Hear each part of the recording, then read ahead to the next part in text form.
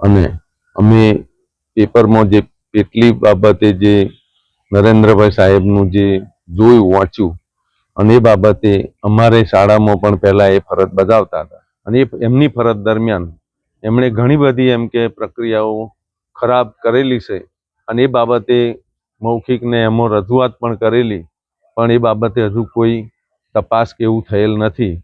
અને એમના સમય દરમિયાન ઘણા દાતાઓએ દાન પેટે પણ રકમ આપેલી અને દાન પેટે આપેલી રકમમાં એમણે અમારે ત્યાં આગળ એટીવીટીમાં બનાવેલો શેડ એમણે એટીવીટીની તકતી તોડી નાખીને દાતાઓનો નામ ત્યાં આગળ એમણે દાતાઓની તકતી મારી દીધેલી છે.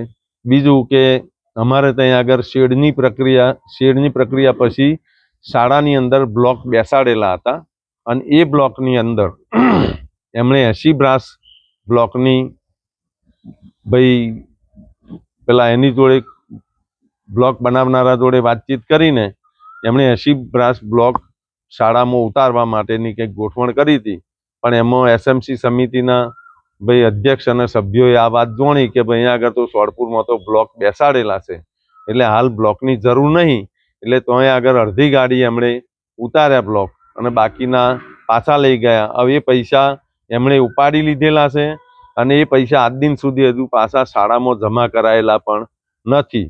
એ બાબતે પણ જો યોગ્ય તપાસ કરવામાં આવે તો ઘણું બધું પોલ ખુલે એમ છે. અમારી અંદર શાળાની અંદર સરકાર તરફથી બનાવેલા ઓરડાઓ એના બબે એમ કે દ્વાર બેસાડેલો હતો, બબે બારણો બેસાડેલો હતો, પણ હાલની પોઝિશનમાં એક એમની હયાતી દરમિયાન એ રૂમના એક બારણું તોડી નાખીને એમણે એને ચણીને બંધ કરી દીધેલું છે અને રૂમની અંદર એક જ બારણું અત્યારે ચાલુ છે.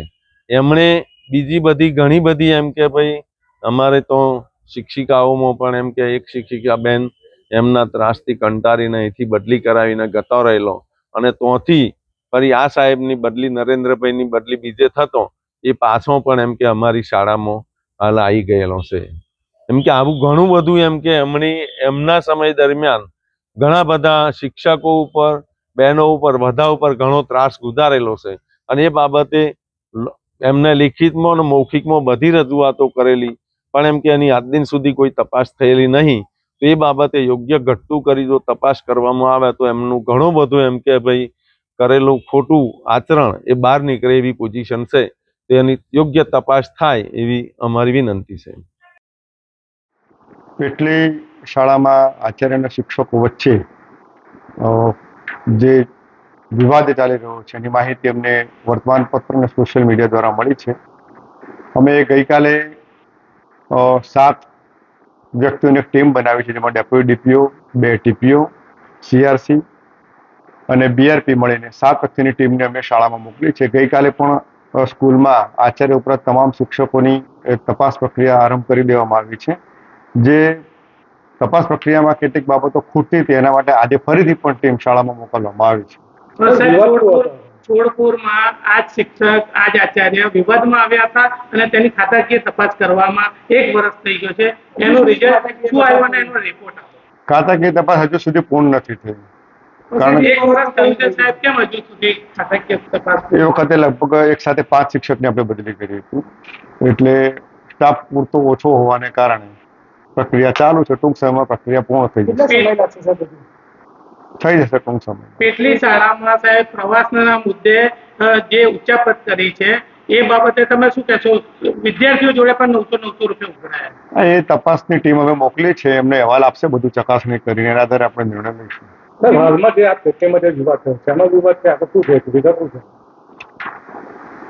સ્ટાફ અને ગ્રામજનો ભેગા થઈને એમને એક આવેદનપત્ર આપ્યું છે માન્ય જિલ્લા વિકાસ અધિકારી શ્રીને. મને એમને શાળાના આચાર્ય સામે વાંધો છે, એમની કાર્યપદ્ધતિ સામે, એમની નીતિ રીતિ સામે વાંધો છે, એટલે એમને આવેદનપત્ર આપ્યું છે. સામે મીડિયામાં જે ઘણા બધા અહેવાલો પ્રસારિત થયા છે એમાં બંને તરફ આક્ષેપ પ્રત્યાક્ષેપ થઈ રહ્યા છે, એટલે સમગ્ર શાળાનું નિરીક્ષણ હાથ ધરવું ખૂબ જરૂરી છે. વારંવાર આચાર્ય વિવાદોમાં આવે છે તો આમની સામે કેમ કડક પગલાં લેવામાં નથી આવતા? અત્યાર સુધી એને 1થી વધુ વખત સજા થઈ જ છે, આગળ પણ આ જે પ્રક્રિયા જે ચાલી રહી છે એમાં જો દોષિત ઠરશે તો આપણે એની પણ સામે વધુ કડક પગલાં લઈશું. શિક્ષકો સાથે અભદ્ર વર્તન કરતા હોવાનું શિક્ષકો દ્વારા, મહિલા શિક્ષકો દ્વારા આક્ષેપ કરવામાં તપાસ પ્રક્રિયામાં એમના નિવેદનો લેશે, એમાં સત્ય બહાર આવશે, એના આધારે આપણે પ્રક્રિયા હાથ ધરીશું. ઓકે.